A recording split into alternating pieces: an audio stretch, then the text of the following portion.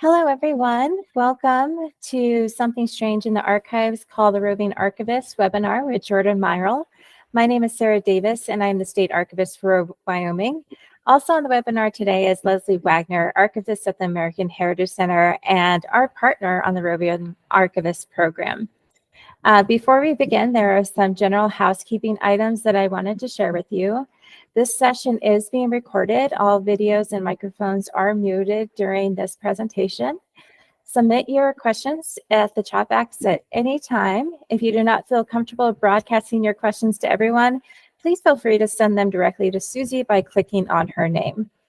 Questions will be answered at the end of the formal presentation. Susie will ask the questions that have been in the chat the whole time and anything that you've sent directly to her.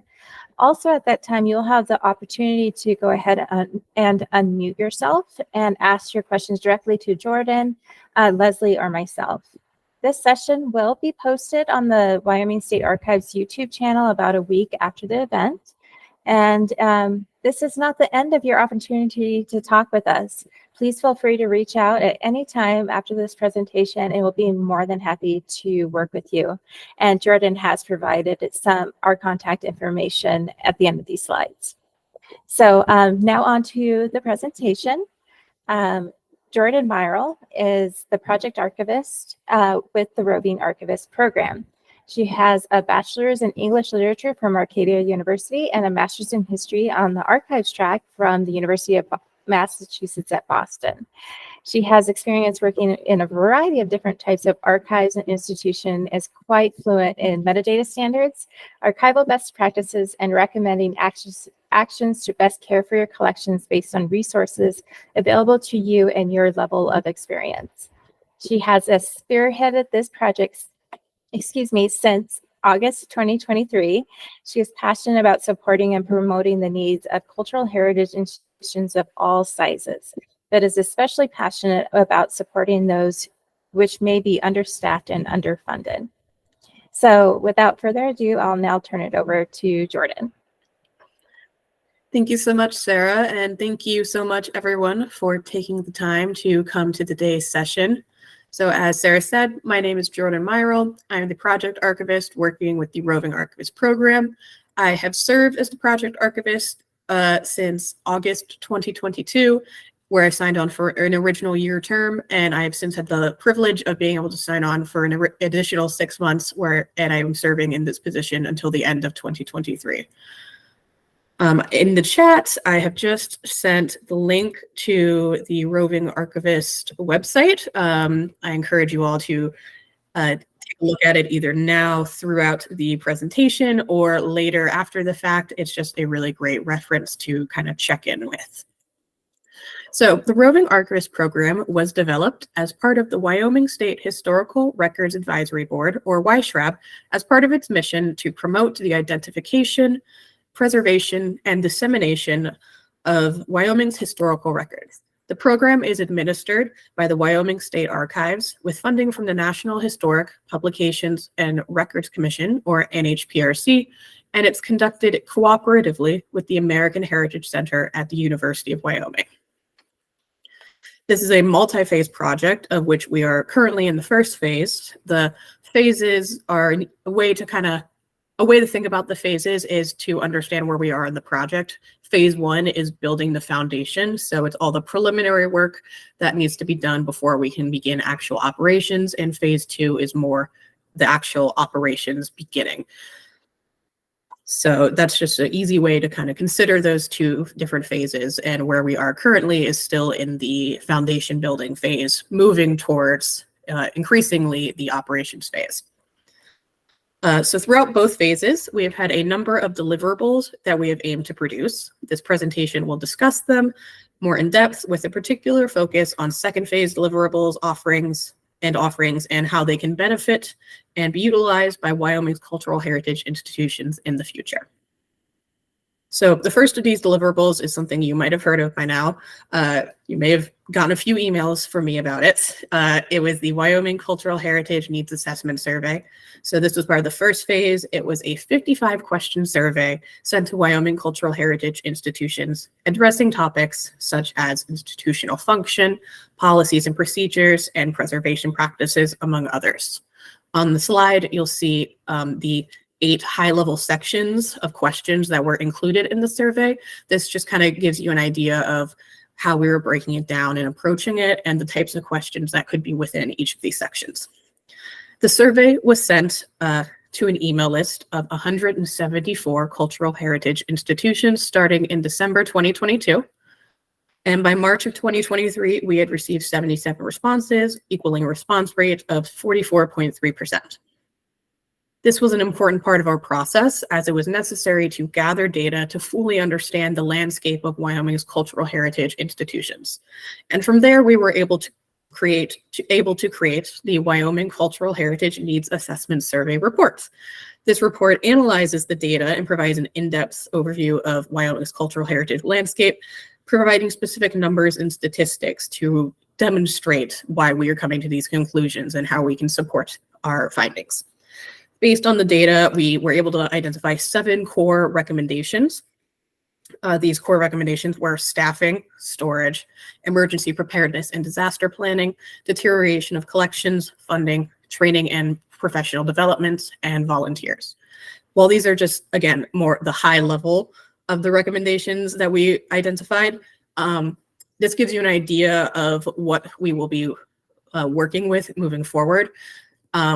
We've identified specific processes and procedures and approaches within each of these priorities on how to move forward, and they will be used to shape the future of the program, specifically in relation to how programming, training, and resources are allocated and used. And we are currently in the process of preparing the final draft of this report. Moving forward, our next deliverable was the directory. The directory is a searchable list of cultural heritage institutions in Wyoming.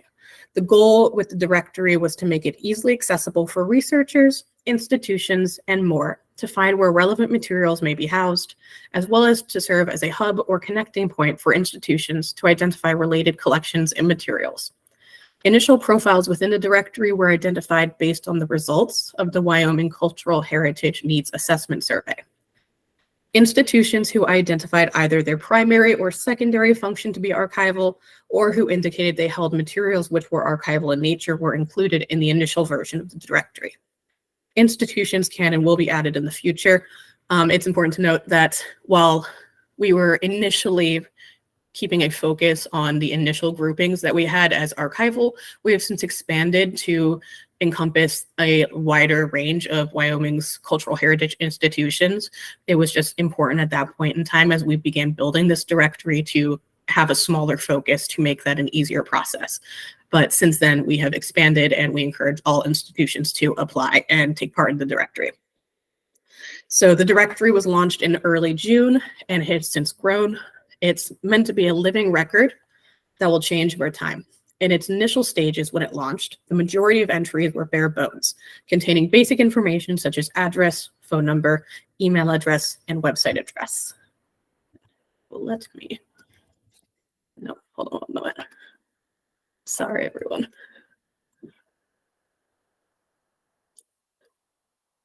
Apologies. So here is an example of a more bare bones directory profile. As I said, it has the important contact information. That is something we really want to prioritize, making contact information for institutions accessible and easy to find. But that's pretty, it's pretty basic. So in terms of, since then, we've encouraged institutions to submit further information to assist us in populating the directory more fully, such as institutional logos, photographs of institutions or the collections, and descriptions via our directory sign-up form. And here is an example of a more populated institution entry. This is the Campbell County Rock Pile Museum. So as you can see, they included a photo of an exhibit along with a caption and a more in-depth description of the museum, what they do, what their holdings are, their history. And we think it's a great way to just allow the museums to describe themselves in the way they want to be described, to ensure that we are representing them the way they want to be represented on this directory, and using that as a way to connect these institutions. So that is just something that we are continuing to work on.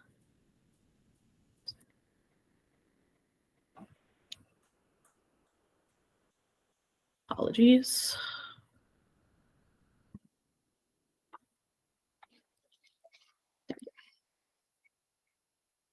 So currently we're in the process of regularly updating our directory. I'm directly contacting institutions to invite them to either submit their institution for addition, complete an application or update their entry if it already exists so that they are comprehensive. Not all institutions have been contacted, so keep an eye out if you haven't been.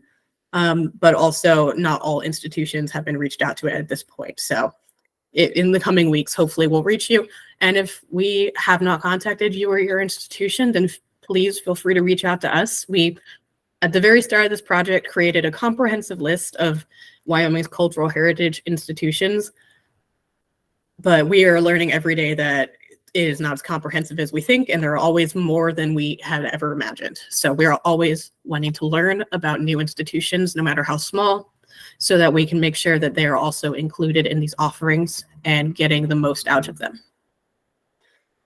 So yeah, and also if you're interested and you don't want to wait, you can also submit your institution now on the submission form, which can be found on the directory page of our website.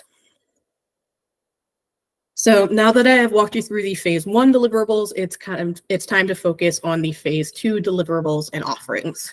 While some of these offerings have already begun in some way, for the most part, these represent the future of the Roving Archivist Program. The first of these are the archival needs assessments. These assessments will be the cornerstone of the Roving Archivist Program. They will allow us to thoroughly examine an institution's operations.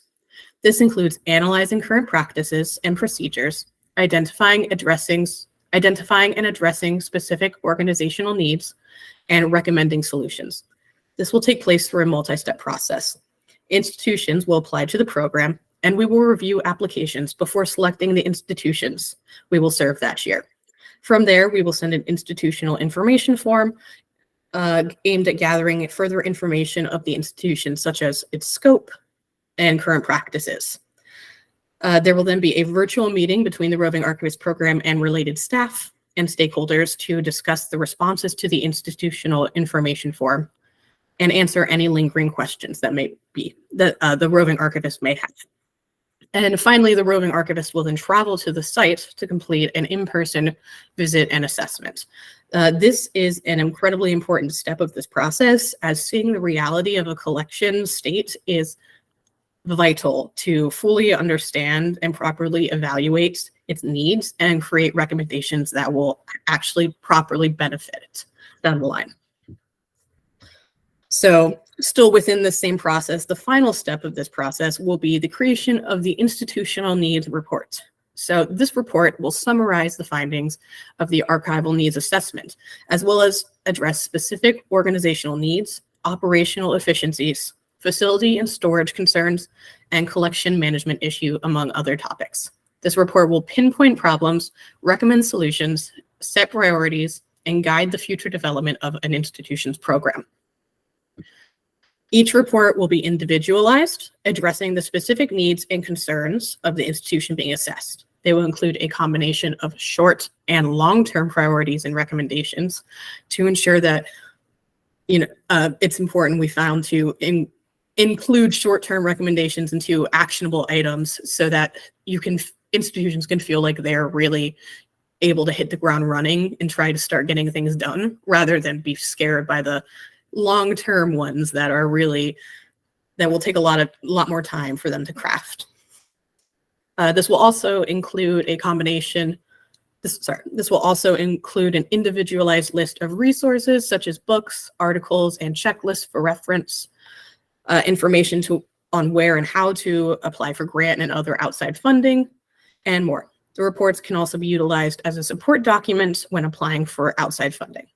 The goal is for these reports to serve as important touchstones for institutions to reference and utilize over time to gauge the needs of their collections, what steps have been taken to better meet these needs, and what steps should be taken in the future.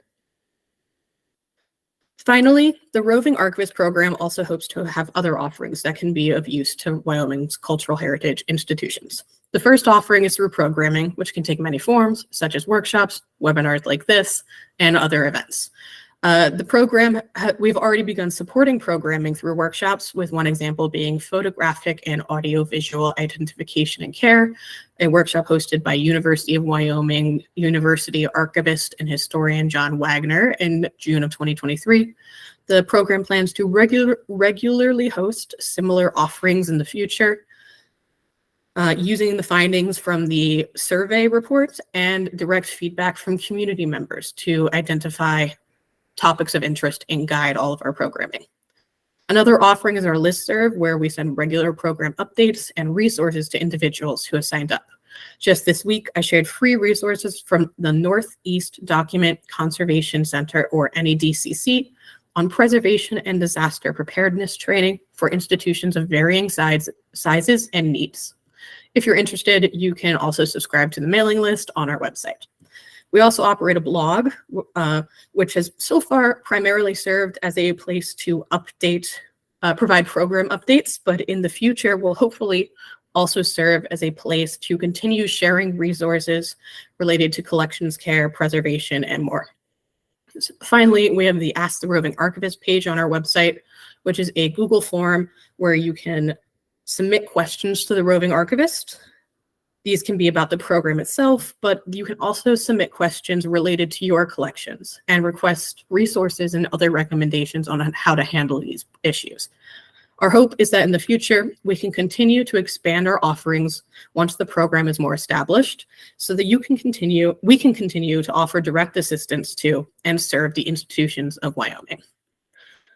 So now that I've gone through the PowerPoint, I will open the floor to questions. My colleague from the Wyoming State Archives, Susie Taylor, will be moderating the chat. Microphone and videos will, if not already, will now allowed to be turned on. You can either unmute yourself to ask a question, put it in the chat, or send it directly to Susie, as Sarah had said previously.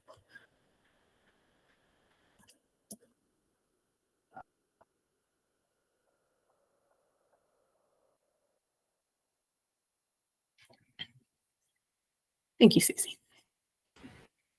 Not a problem. I had a quick question for you, Jordan. Yes.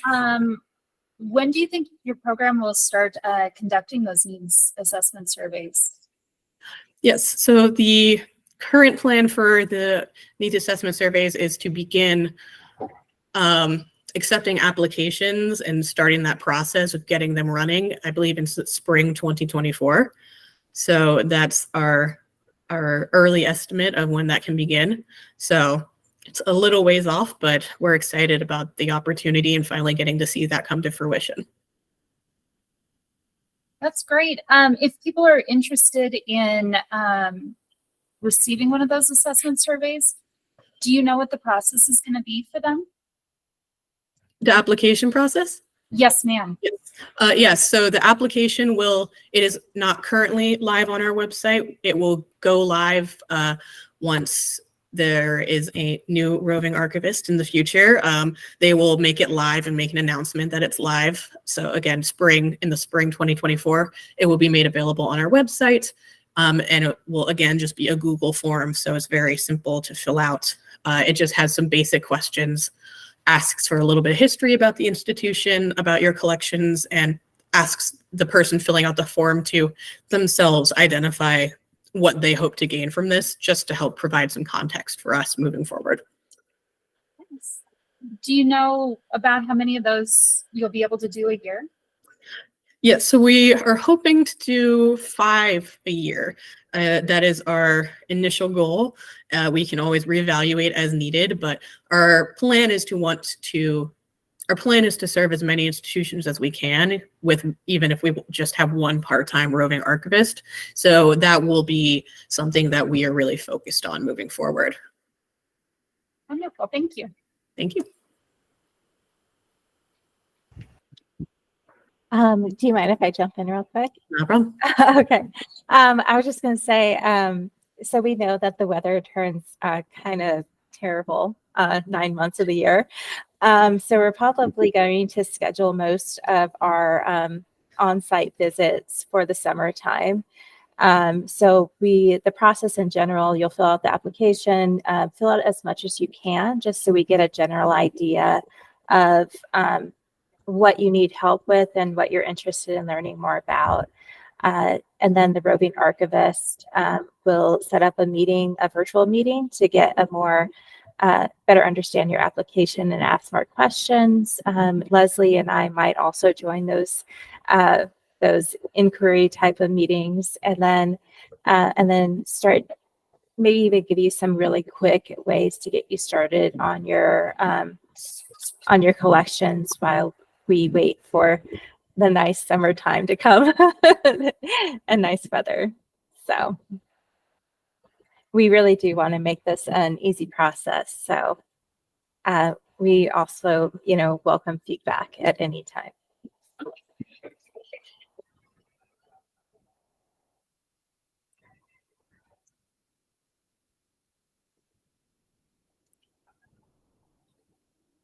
Any other questions or comments?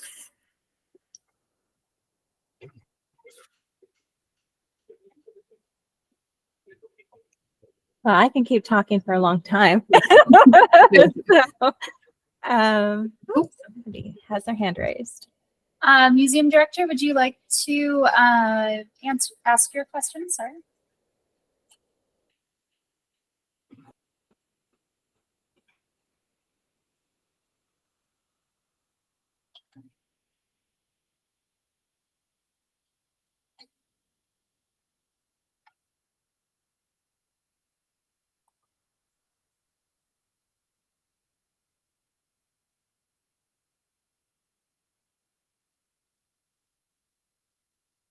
So I'm not sure who the museum's director is. That's just the name that shows up on the screen. But I see that your hand's raised. You should be able to go ahead and unmute yourself to ask your question if you'd like.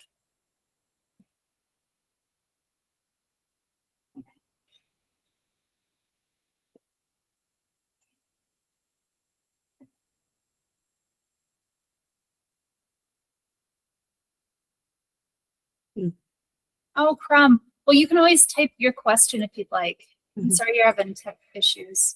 Apologies.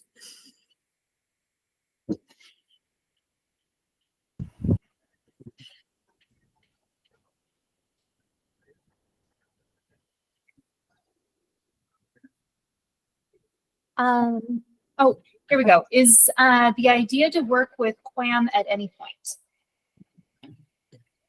Great question. So we have, in these early stages, especially established some work connection with these professional organizations like QAM. We've tried to utilize existing communication networks through these organizations to really kind of leverage the groups of individuals they have already as part of them to try to spread the word further. In the future, I think once the program itself has been established a little more further on its own 2 feet, it'd be a great idea and opportunity to further collaborate with institutions like QAM to better, reach a larger group of people, pool resources, and identify perhaps common issues that we're addressing separately that we could then come together to try to address more effectively. We have another question. Are you providing tools to help with any of the project work? Can you clarify what you mean by tools? Do you mean supplies?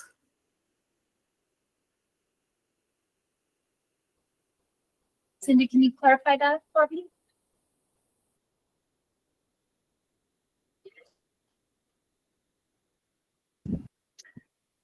So I think Cindy might be asking. Oh, okay. Yes, for possible workflows, handouts. Sorry. What did you want to start on that, Sarah? Yes. So through the Wyoming State Historical Advisory Board, we do have two toolkits that are available, two different types of toolkits that are available for institutions or clubs or organizations to check out to help them get started on some projects. One is a digitization toolkit. It has an Epson scanner that can do negatives. The glass itself can scan 8.5 by 11 sized pages. There's also in that kit a CD drive and a 3.5-inch floppy drive and some other tools to help you with digitization of your materials. The other toolkit that we have is an oral history toolkit. I've seen that a lot of people have been interested in capturing the essential voices of your community.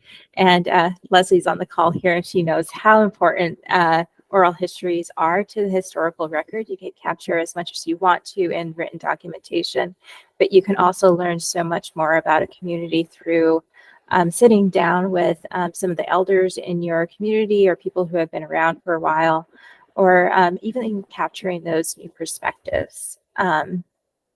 And I'll turn it over to Leslie and Jordan to talk about more things that we have available. Yeah, so I think a huge part of moving forward with this project as we begin engaging in, actual needs assessment work is having a kind of a little handbook, maybe you can call it, or a collection of materials that we can share and disseminate to people involved in the program. So, I liked how you said workflow. So a potential, if someone doesn't know how to begin collecting metadata, or just conducting a basic inventory, giving a worksheet or a spreadsheet that kind of walks them through a workflow to get them started that they can then personalize to suit their own needs. So having kind of some of those basics is going to be really important. And then, building off of that, I think some of that will be things that we individually send to institutions as needed. Some of it will be collecting resources and posting them on our blog potentially in the future as a way to just kind of create, if you feel you need a little help with this topic, here's this blog post that I recommend you check out. And it can help you find, these resources within it will help you address those problems. And then if you need further assistance, then you can come to me with specific questions after you've gotten to that point.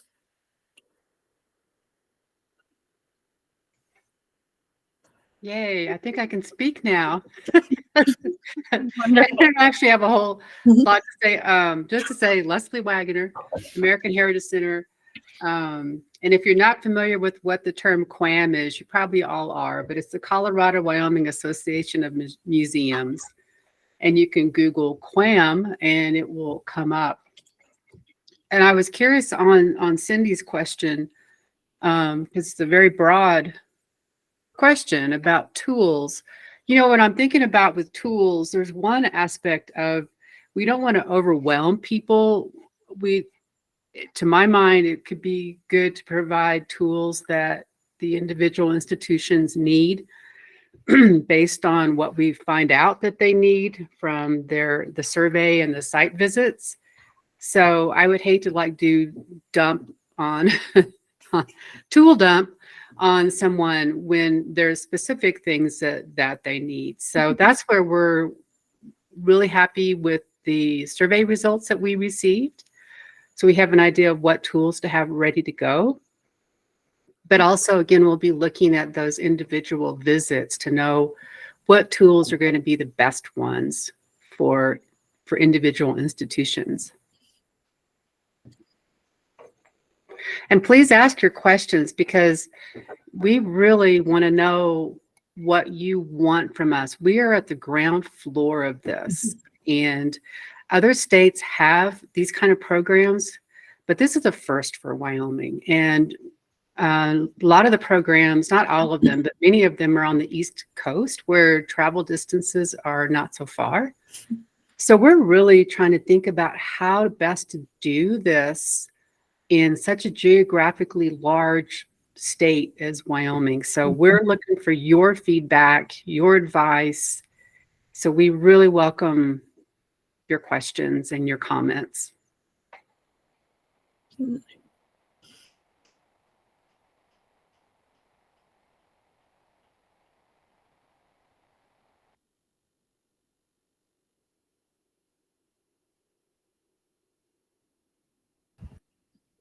If somebody was going to get started on wanting to get started on caring for their collections, is there like a first step you might recommend, or a first couple of steps to get started? Yeah, I mean, the first step I'd say would be inventorying. So you really need to have an idea of what you have in this current state it is in. So, however you end up approaching that, it's just very important that you know what things are, where things are, and, their current state. So that way you can evaluate what specific needs you will need to address most urgently, and which can maybe be pushed down the pipeline to later because they aren't as urgent. So it's important to be able to identify what concerns are the most urgent so they can be addressed as quickly as possible. Great, thank you.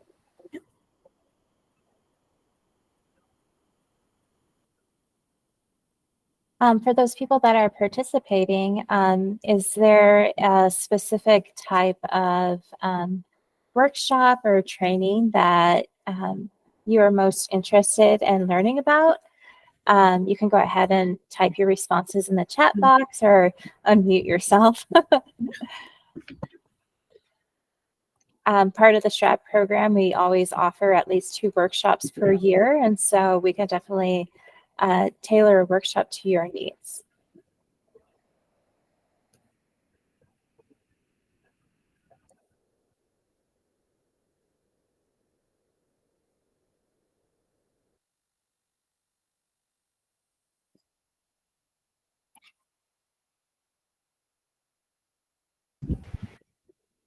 The museum director has raised their hand. You can probably unmute yourself now. Can you hear me? Yes. Great. Yes.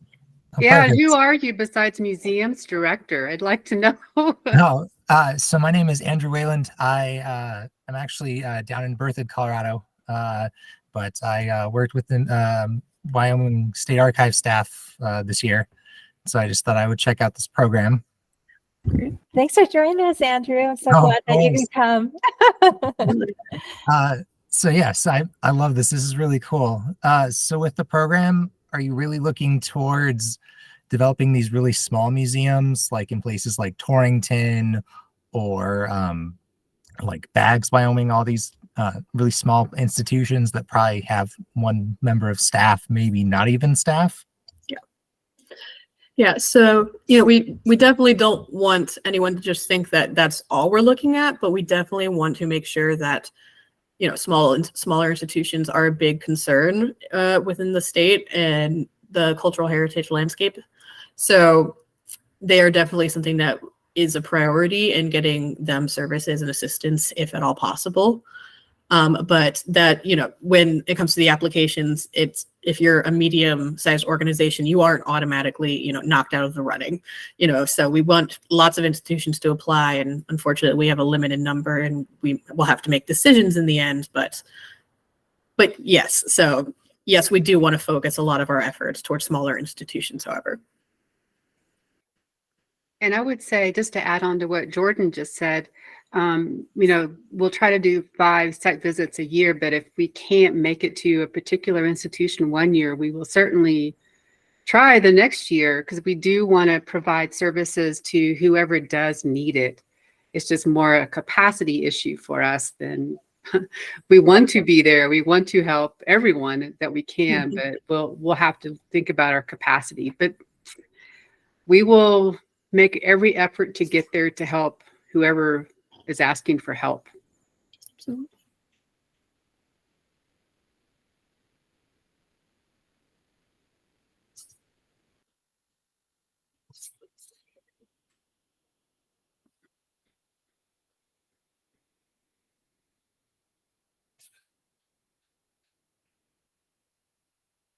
I'd like to ask, you know, Sarah mentioned if there's any workshops that you're interested in. I thought if there are any certain issues that anyone is trying to address, if you wanted to bring that up as well in your institution.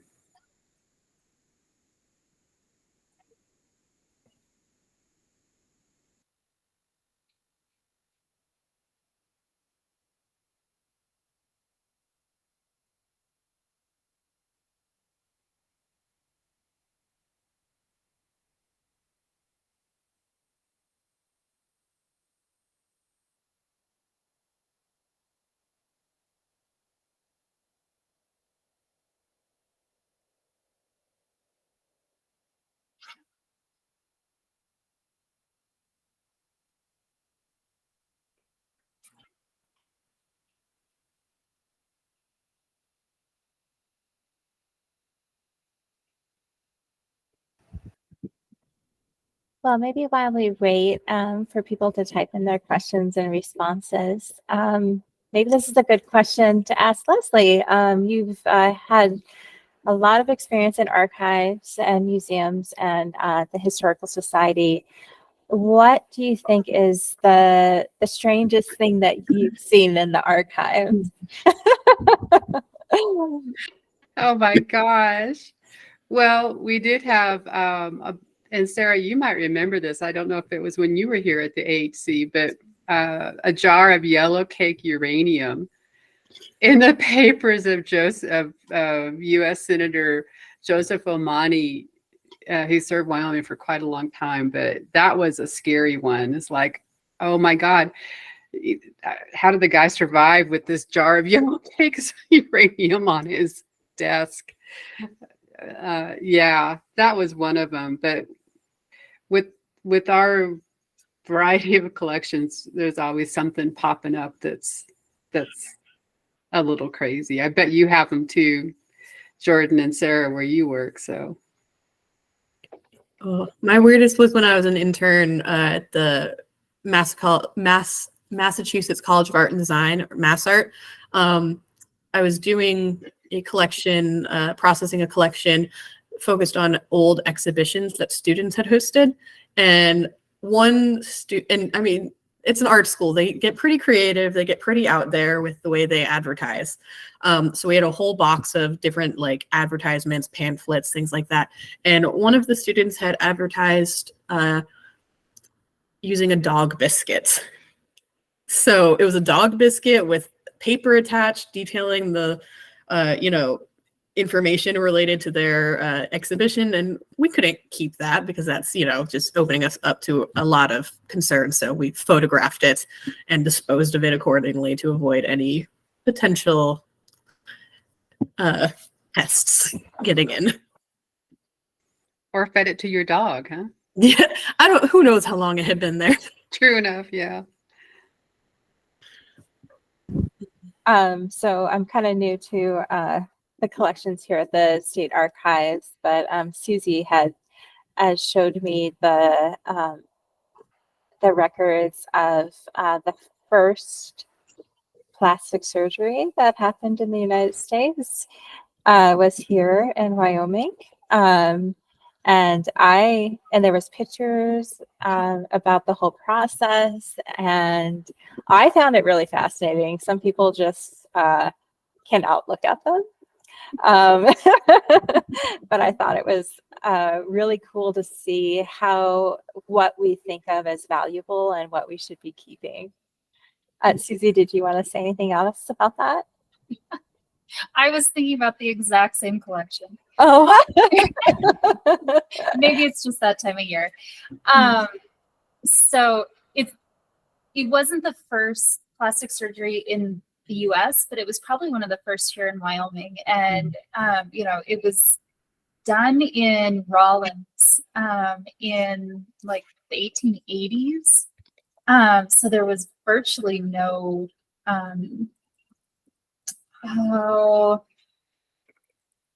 the conditions of the operating table were much different than we'd think today. But yeah, that one's definitely one of my favorites. Yeah, they're, the pictures are amazing. They essentially, so what happened was there was a sheep herder who attempted to take his life with a shotgun, and didn't do so well at taking his life, but he kind of took his lower jaw and his nose. And the surgeon was able to reconstruct his nose and jaw using like silk thread and skin grafts and some wood and metal, and did an amazing job. And then didn't write it up. Well, traveled a bit with the gentleman around the country, but didn't formally write it up until like the 1920s. But yeah, it's an incredibly fascinating group of records.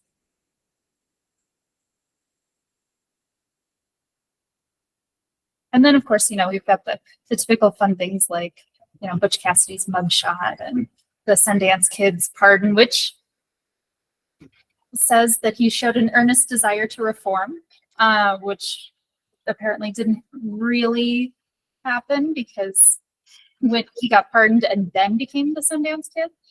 Before that, he was just some kid that got thrown into the jail in Sundance. But yeah, another one of my favorites is there was a study done by a local historian named Agnes Wright Spring, who later became a state librarian, and she worked in the archives for a while before going down to Colorado. But following the 1916 presidential election, she worked with some surveys of Western women who at the time had the vote, and it looked at their responses to a group of women from the East who are coming out West to tell women out West how to vote in the election, so that women's suffrage would be passed on a national level. And it was really interesting to see the responses, and kind of the dichotomy between Eastern suffragettes and Western suffragists, and kind of their response to each other. So that's one of my favorites.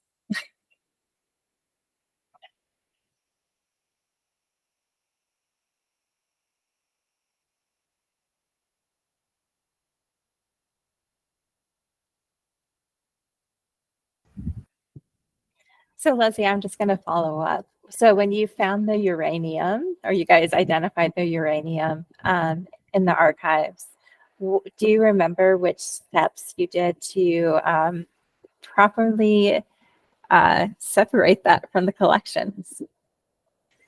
Well, that's a good question. And the thing about being at a university is we have some resources that may or may not be available to some other institutions. I remember we had to contact the hazardous materials people here at UW, and from what I remember, they took care of it. I mean, it had to be removed from the collection.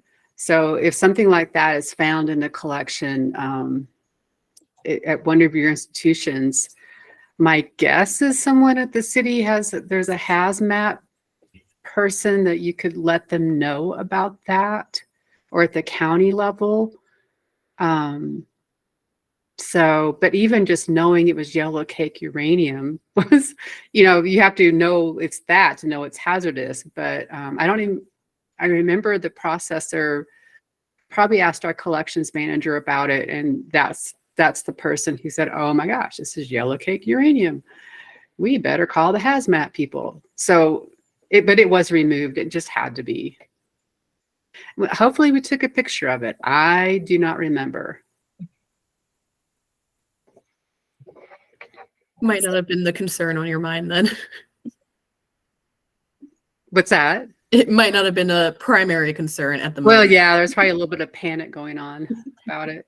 But I have found chewing gum in our collection in a scrapbook. Like, somebody apparently kept their very first piece of chewing gum and put it in their scrapbook. That was special. Not near as life-threatening as yellow cake, though. Hopefully. But I think Leslie did bring up a good point that, and Jordan, that if you do need to separate materials, it is good to go ahead and document what was originally in a collection, just to give some context. You don't necessarily always want to keep those volatile materials in your collection, especially when they can cause a lot of hazards. So it's a little bit about estimating your risk and what you're willing to go through with. And sometimes it's having conversations with like the fire marshal and your hazardous waste and risk management at your institution. So, so we are still here to answer any questions. And if you have anything in particular you want to talk about today, we can give you some quick advice or even about something that's come up and talk you through it. We'd also welcome you to ask any questions about the program itself. Regardless, we really appreciate you all taking the time. I included the Roving Archivists program email in the chat, just so everyone has access to it. You can feel free to reach out to that email at any time with any questions, no matter what they are, and we will be happy to respond.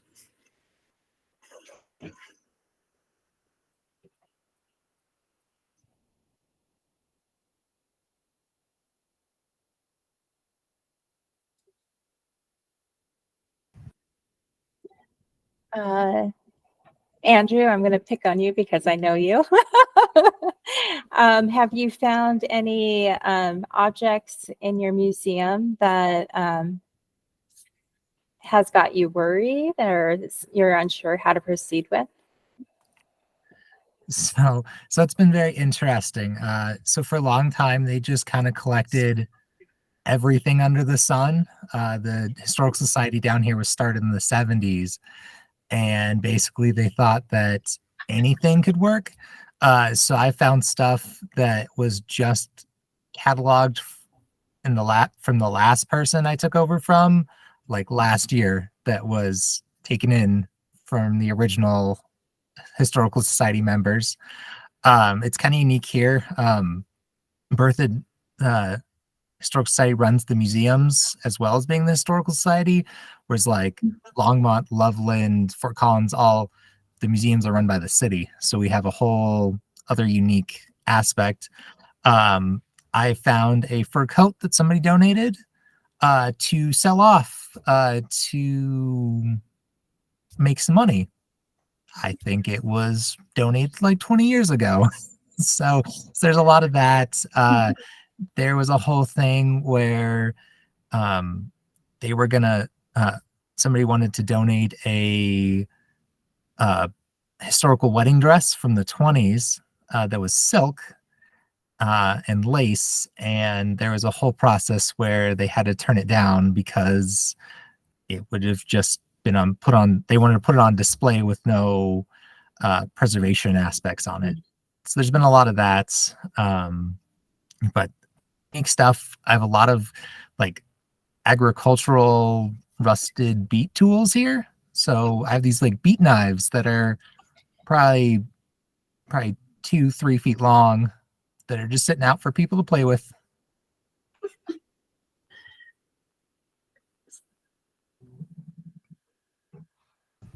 That is a lot of different types of mediums to try to figure out how to preserve at once. So I think the best, or the one thing that I will say that applies to any kind of medium or format that you have is light.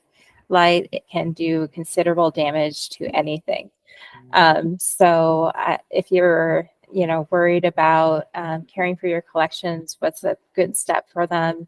Definitely don't put that original photograph in direct sunlight.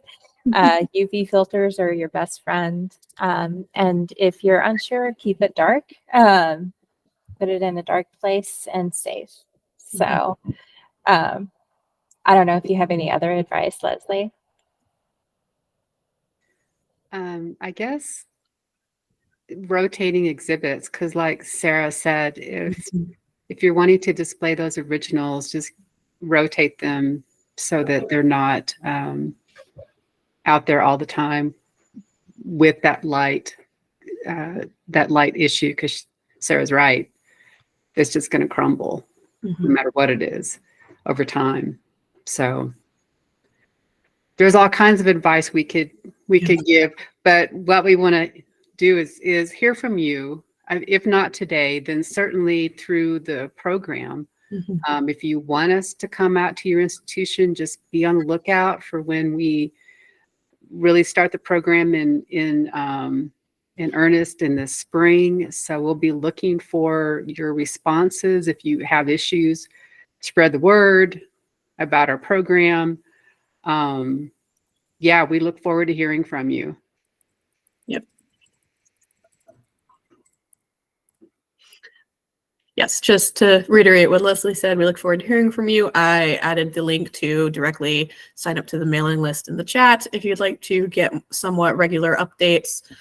As I said, it provides program updates, but also as they become available, we share resources related to collections management, just to make sure that they are reaching as wide an audience as possible. But yes, so we'd be happy to have you as part of the list, just so you can keep up to date with where we are in the program, when applications will start being accepted. So that way, if you want to be in on the ground floor, you can be.